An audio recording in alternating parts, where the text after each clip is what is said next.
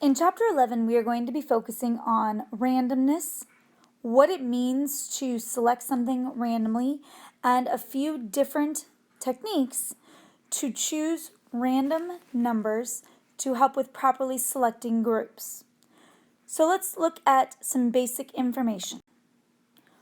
When we are talking about children's games, what is the most important aspect of randomness in a children's game?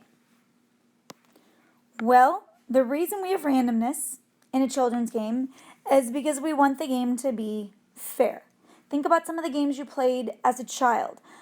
Sorry, Connect Four, maybe you played Chutes and Ladders, maybe you played Candyland. All of those games involved rolling a dice or drawing a card so that on each person's turn, they couldn't control where they landed or what they did. That was why we had the random cards and dice to help us. So give two things that make random selection seem fair. One thing that makes random selection seem fair is that no one can guess the outcome before it happens. You don't know what cards you're going to draw for Candyland. You don't know when you roll the dice, what's going to pop up for Chutes and Ladders, and you can't predict that ahead of time. And the other thing that makes random selection seem fair is that all of the outcomes have an equal chance of happening. When we're rolling a die, every single number, 1 through 6, has the same chance of coming up. When you're drawing one of those cards in Candyland, each card has the same opportunity. A lot of times we use computers to generate random numbers. So the question becomes, can computers actually truly generate random numbers? In other words, there's no rhyme or pattern to it. And why or why not? Well, unfortunately, the answer to that is no. Computers cannot generate truly random numbers. The reason for this is when you start a computer, if you have two brand new computers and you start them both up and you go and you try and run programs, each computer is going to follow that same path. Our graphing calculators have a program embedded in them to spit out random numbers. Well, if they are brand new and they've never had this program run before, you could have two calculators side by side, and each time you had it run a new random number, those two calculators would spit out the same ones because they've never been run before.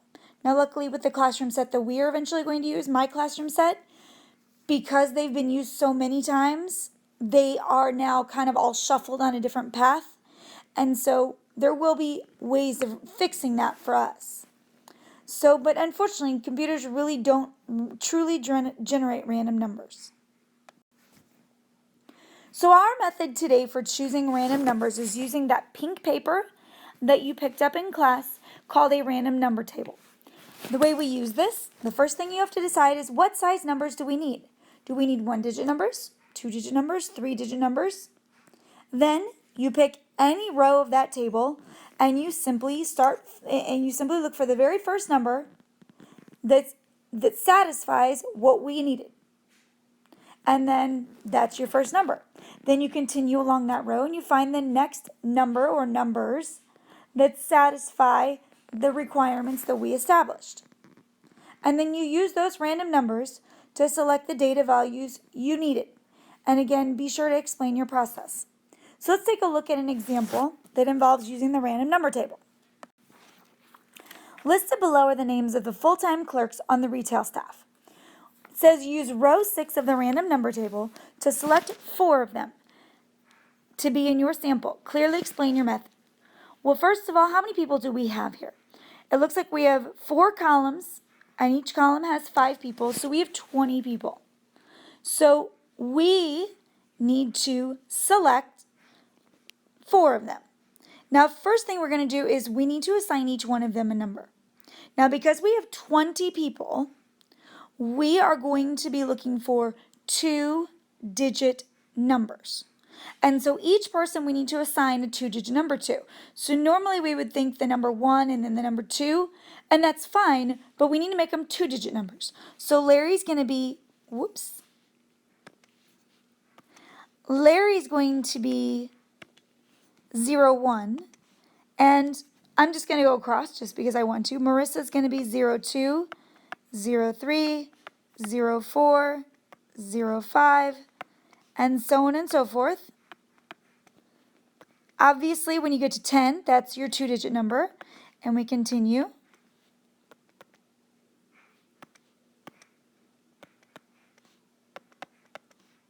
That's supposed to be a 14. There we go.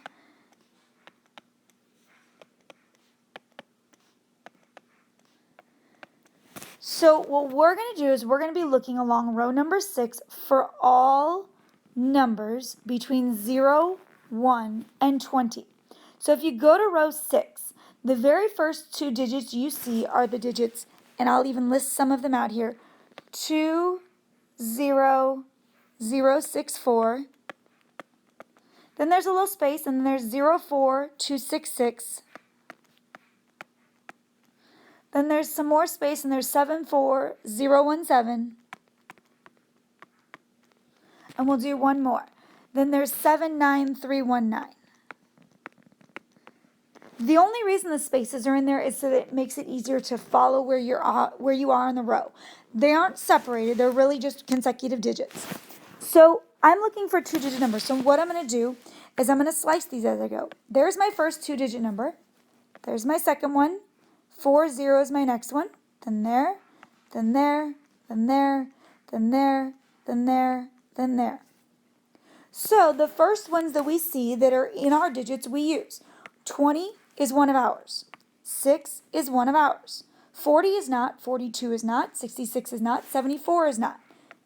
01 is. 77 is not. 93 is not. And 19 is.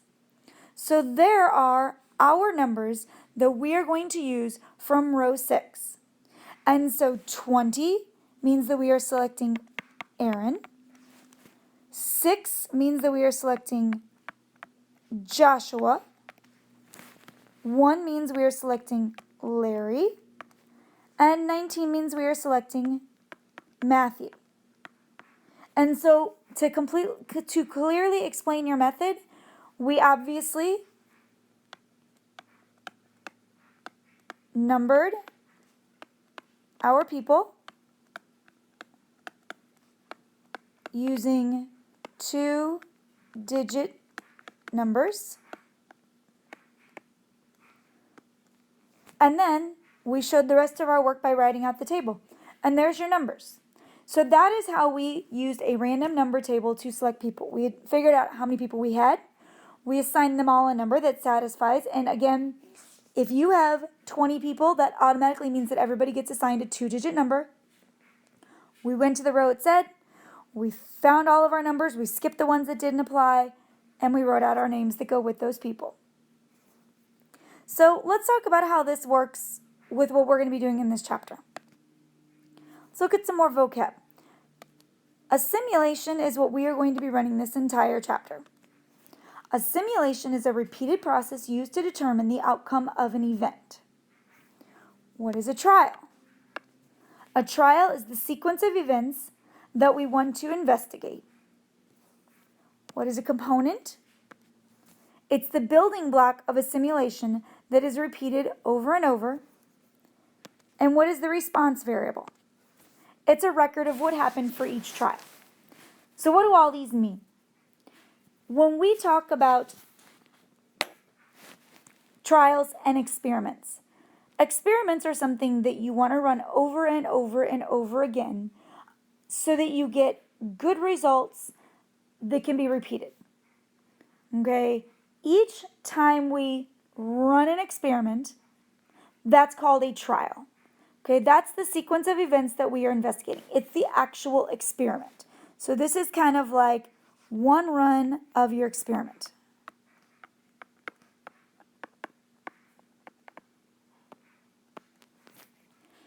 When we repeat it over and over, when we repeat these trials over and over and over again, that's what's called a simulation. This is repeating your trials.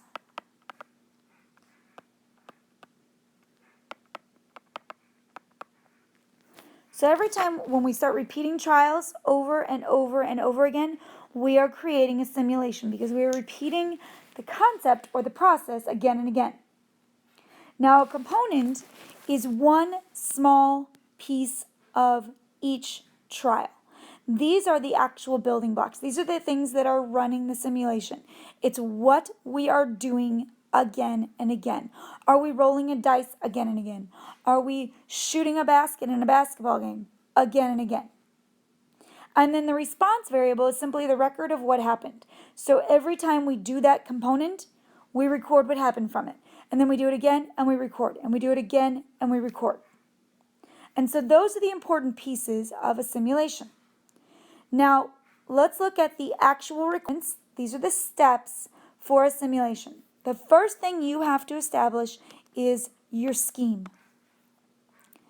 A scheme for a simulation is how many digits are we going to use and what digits go with what outcome. So this is the setting up process.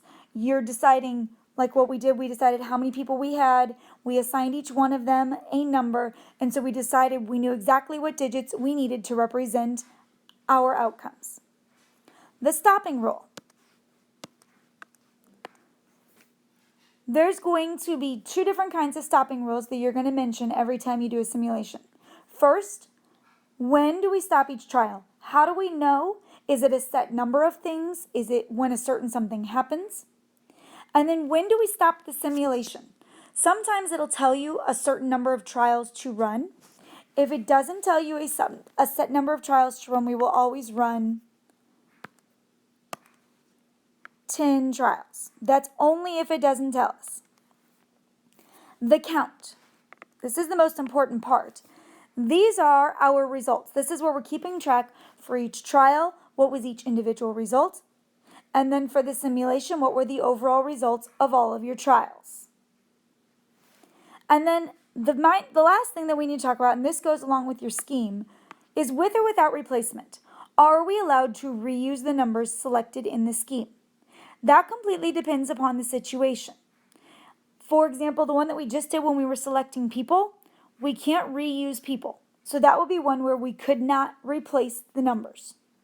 If the numbers represent making a basketball and missing a basketball, like if you're shooting free throw shots, it's completely fine to make a basket over and over and over again. So it's okay to reuse those numbers.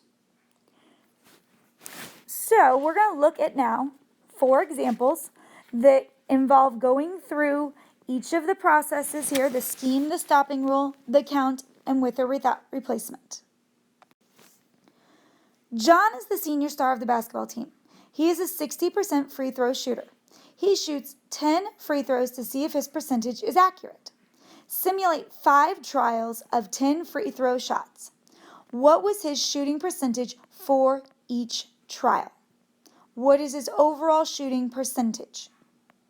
So our main concept here is John is shooting baskets. And so we are basically looking at, does John make his baskets or does John miss his baskets?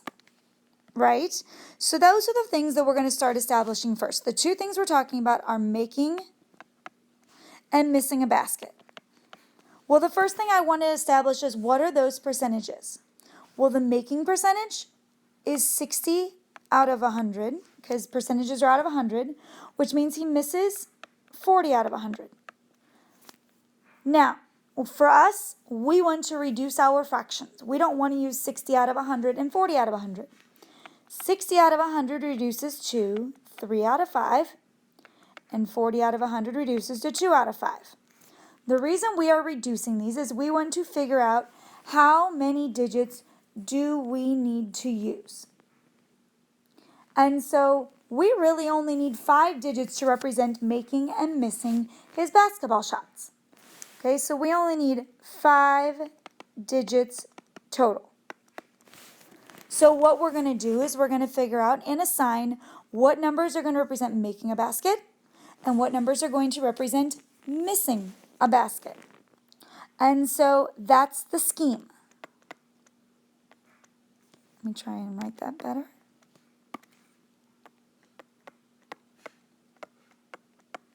So we need to establish what numbers represent making and what numbers represent missing. Well, if he makes it 3 out of 5 times, 3 digits represent make. And if he misses 2 out of 5, that means 2 digits represent missing. When we start assigning digits, I will tell you, we typically like to start with the very lowest possible number there is on the random number table, and that's 0. So we're going to assign the digits 0, 1, and 2. Those numbers represent he made his basket, which means then the next digits will be 3 and 4. Those are the digits that he missed his basket. And if you are shooting baskets, is it okay to repeat these digits? And the absolute answer to that is yes. We are allowed to replace. So replacing is okay. So that's our scheme. Now, we need to establish, when do we stop? So the first thing is, when do we stop each trial? So each trial, if you look back up in the reading, it says we are going to simulate 5 trials of 10 free throws. So we're going to stop each trial after 10 shots. And we're going to stop the actual simulation after 5 trials.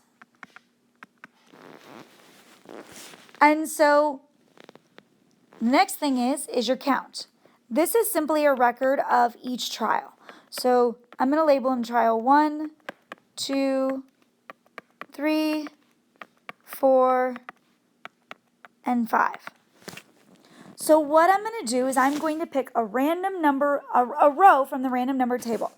I'm just going to start with row 1. What I am looking for are the first 10 digits that are 0 through 4. And so if I start looking, I see a 9, a 6, then I see a 2. That's a number for us. Then I see a 9, then I see a 0. Then I see a 7, then a 1. Then a 9 and a 6. Then a 9 and an 8 and a 6. Then I see a 4 and a 2. Then I see a 2 and a 0.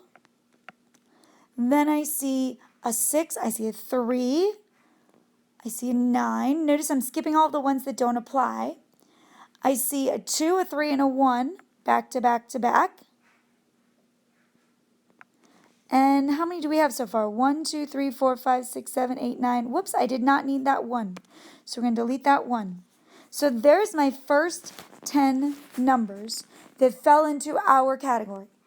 And so wherever I left off is where I'm going to pick up, and I'm going to do the next 10. So do me a favor, pause the video for a second, continue where you left off, and see if you can write down the next 10 numbers that fall into the 0 through 4 category. Okay, so let's see how you did. I ended up with 1, 2, 2, 2, 1, 4, 1, 2, 3, 2. Hopefully you got those same numbers. Now, what happens if you run out, like along the way, you run out of space? The easiest solution, all you have to do is just go down to the next row, which is going to happen. So pause the video, fill in the numbers for the next 3 trials, and just keep going down the rows. And then if you hit the end and you need to go down to the next row, go down to the next row. Okay, so let's see how you did. I got 4, then 1, then 1, then 2, then 2, and 3, and 4, and 0, and 1, and 0. The next row I got 2, 2, 1, 1, 2, 0, 1, 0. Whoa, that's supposed to be a 0. 0, 0, 4. And then the next row I got 3, 3, 2, 0, 0, 3, 2, 2, 4, and 1. So that's the simulation part of it. Each one of those numbers was a component. Each component we repeated again and again until we got to the end of our trial. We repeated our 5 trials. We're done with the simulation. But now we have to answer some questions. The first question wants us to answer, what was his shooting percentage for each trial? So which ones were makes? So we're looking for 0, 1s, and 2s. So the first trial, I have 2, 0, 1. So that's 3. I have another 2. So the only numbers that we're not using are 3s and 4s. So 1, here, let me highlight them. 1,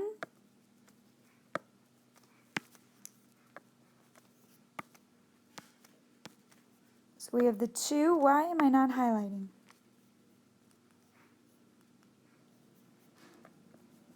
Okay, so we have the 2, the 1, the 0, the 2, the 2, the 0, and the 2. So that is a total of 7 digits out of 10, which is 70%. So then the next row we got all of these, the 1, the 2s, the 2s, the 1s, the 1s, the 2s, and the 2s. So this time we had 1, 2, 3, 4, 5, 6, 7. We had 8 out of 10, which is 80%. So then we had 1s and 2s, 0s and 1s. So we had 1, 2, 3, 4, 5, 6, 7 out of 10 again. So 70%. We had 2s and 1s and 2s and 0s and 1s and 0s. That 4 doesn't work. So that's 9 out of 10, which is 90%. The 3s don't work, but 2s and 0s do. And 2s and 1s. So that's 3, 4, 5, 6 out of 10. So that's 60%. So there's the results of each trial. Then the question becomes, what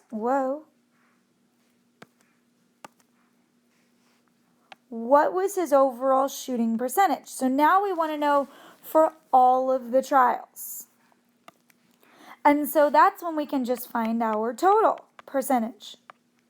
So we need to take 7 plus 8 plus 7 plus 9 plus 6. So 7 and 8 is 15, plus another 7 is 22, plus another 9 is 31, plus another 6 is 37 out of 10, 20, 30, 40, 50. And so 37 out of 50, divide, you get 74%. So, is his percentage accurate? We're going to say no, because we got a pretty significantly higher percentage. If we had gotten 62, 63, 64, yeah, we'd say that it's probably accurate. But according to our simulation, his percentage should have been higher. So let's look at the next example. Jessica is taking a 5-question multiple choice test. She didn't study very well and only feels like she has a 50% chance of getting each question correct. What are her chances of getting at least 3 correct? Use 10 trials. So she's taken a test and she's guessing. And so the first thing we need to focus on is what's the percent that she will get correct? What's the chances that she'll get it wrong? So she feels like she only has a 50% chance of getting each question correct. So 50 out of 100, 50 out of 100. So this is where reducing gets a little tricky. 50 out of 100 reduces all the way down to 1 out of 2. The problem is that means that we're only using 2 digits out of all of the ones that are on that table. So you can reduce to whatever fraction you feel comfortable with. So what I'm going to actually reduce to is I'm just going to reduce by 10. I'm going to turn this into 5 out of 10 and 5 out of 10. The reason for that is there are 10 different single-digit numbers. Okay, if we start with 0 and we include 0, 0 through 9 is a total of 10 digits. That means that we're going to easily use the entire rows of our random number table without having to skip anything. So if you can somehow reduce to out of 10 and still have whole numbers, that's your best thing to reduce to. So now that we've reduced out of 10, we need to assign our scheme. So we have correct and we have wrong. So correct we need 5 digits and wrong we need 5 digits.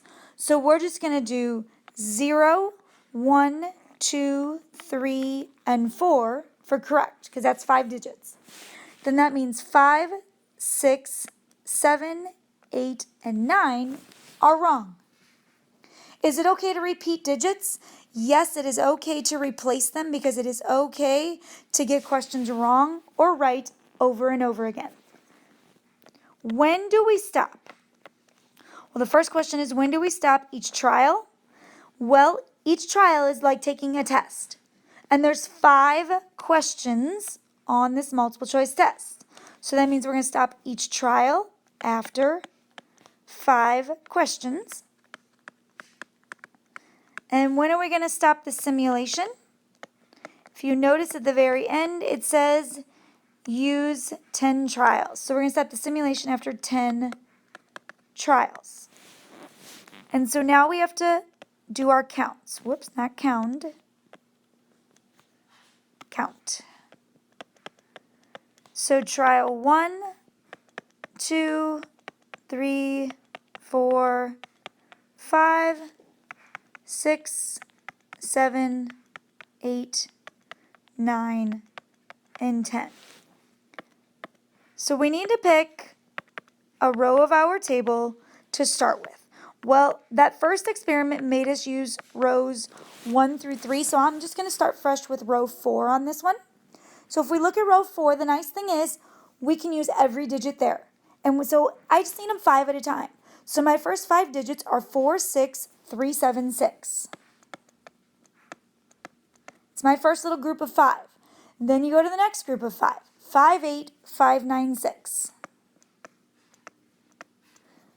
And so pause the video and just write down all of those little groups of 5 going all the way across and pick back up when you're done. So as you can see, I also paused the video and I wrote down all of my numbers like you should have. So that's our counts. Now we have to answer our question. So our question was, what are her chances of getting at least 3 correct? So I'm going to go through and I'm going to highlight all the ones that were correct. So these are 0 through 4s.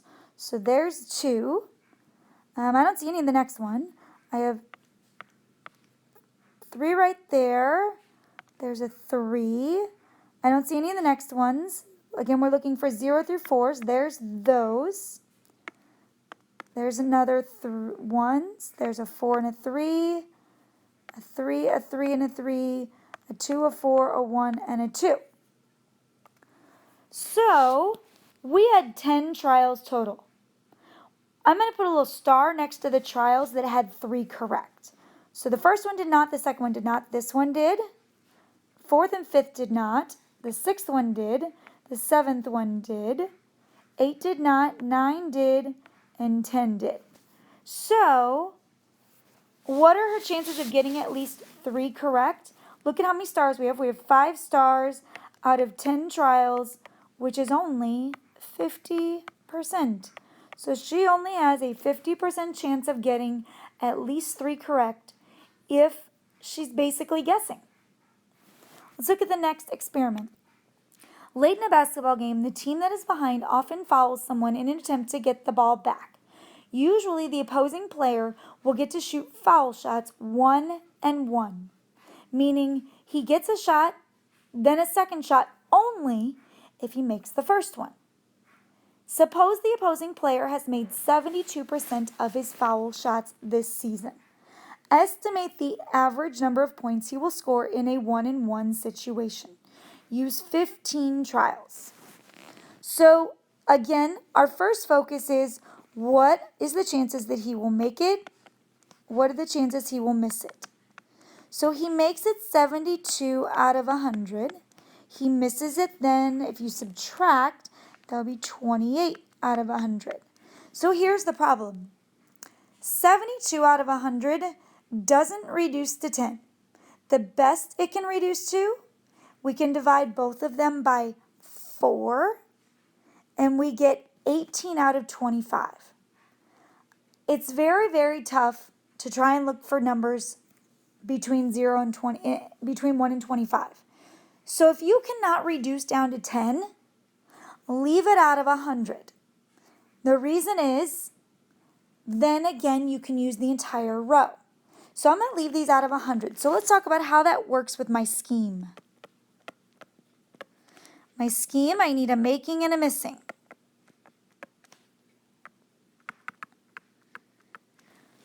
Well, if I need 2-digit numbers, my lowest one, because these are 2-digit now, because we're out of 100%, My lowest one is 0, 0.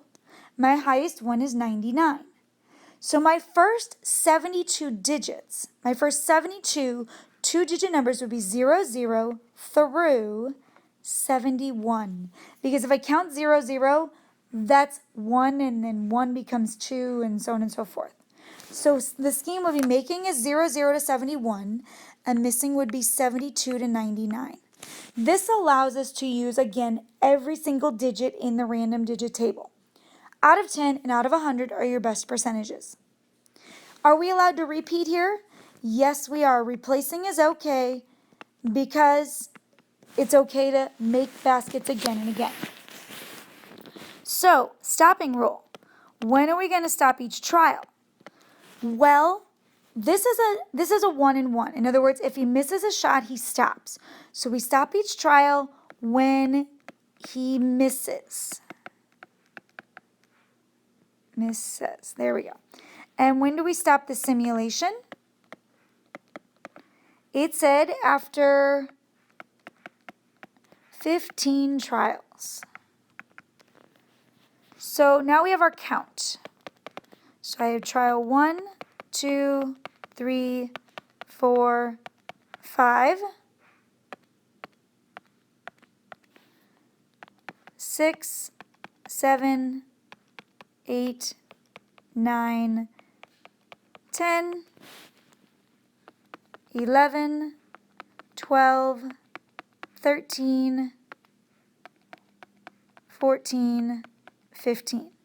So on this one, we have to be very focused because we need to make sure that if he misses, we're stopping. And so we've now used, the last one we used row 4, so we're going to jump down to row 5. So row 5 starts with 47. That's a make, so then we get to use our next two digits, which is 35.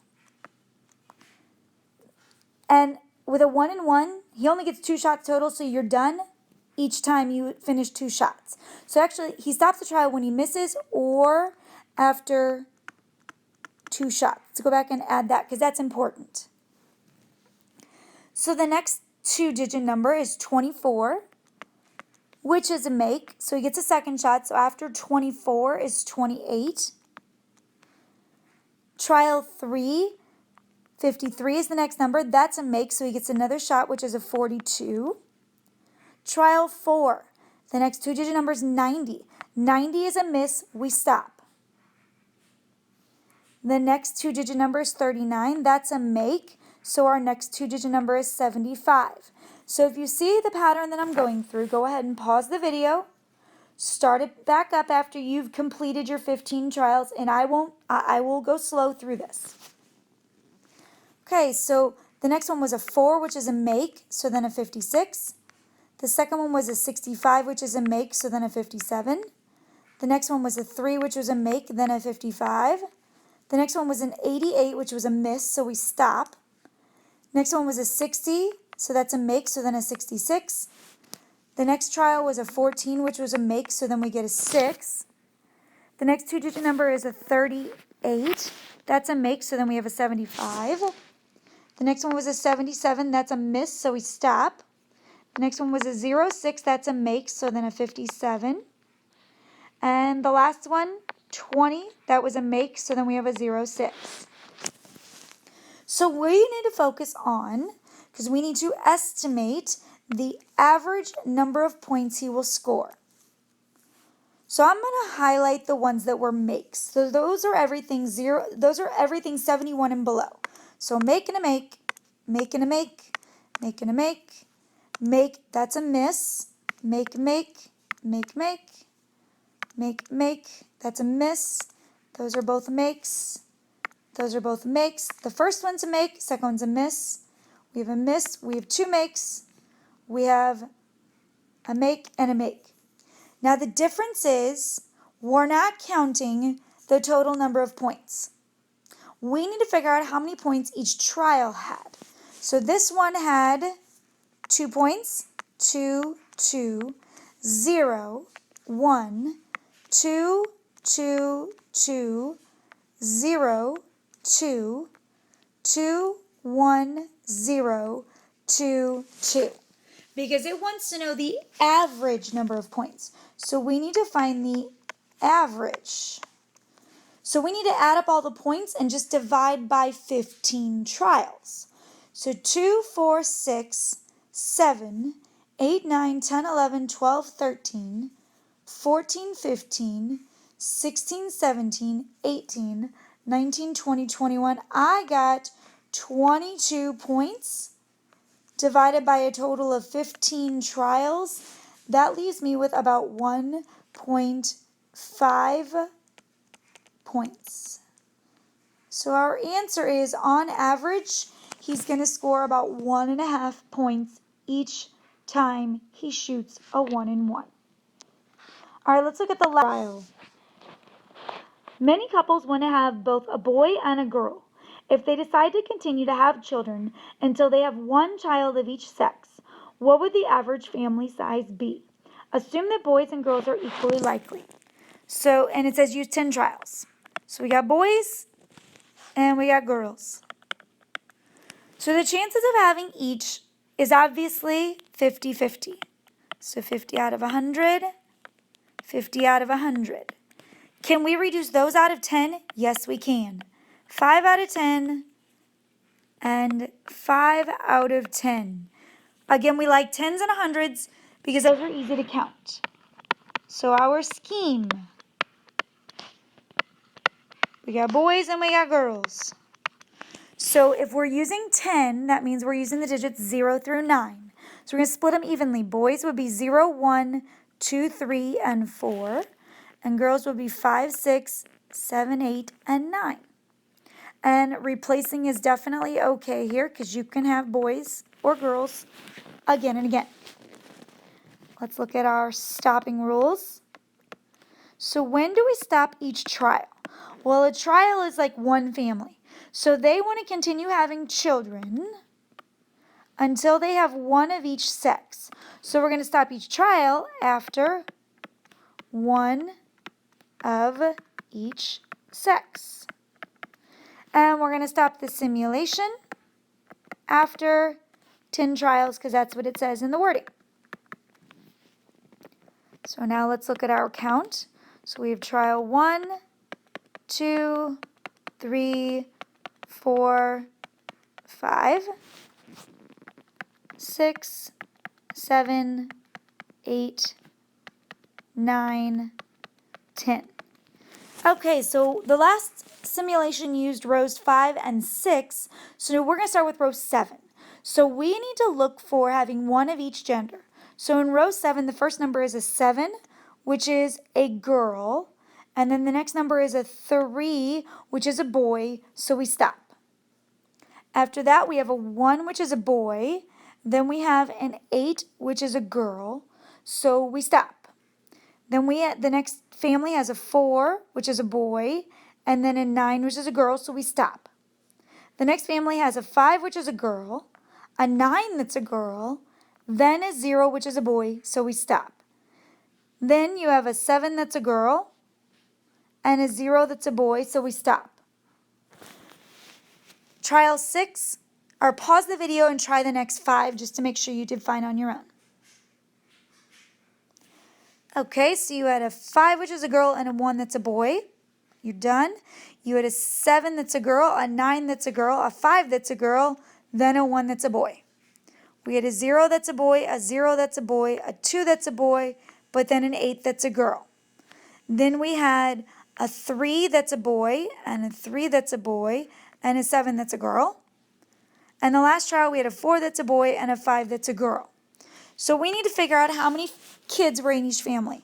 Well, that was a 2, and a 2, and a 2, and a 3, and a 2, and a 2, and a 4, and a 4, and a 3, and a 2.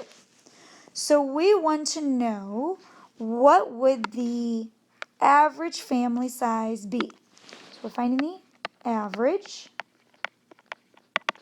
So add them up. 2, 4, 6, 7, 8, 9, 10, 11, 12, 13, plus 4 is 19, plus 4 is 23, plus 3 is 26, plus 2 more, which is 28. I think I got that right. 2 plus 2 is 4, plus 2 is 6, plus 3 is 9, plus 2 is 11, plus 2 is 13, plus 4 is 17, plus 4 is 21. I thought I had that wrong. Plus another 3 is 24, plus 2 more is 26. Thought I had that wrong. So 26 divided by 10 trials is a family size of 2.6 kids. And yes, I know that's a decimal, but for averages, that's okay. And we are done with this lesson.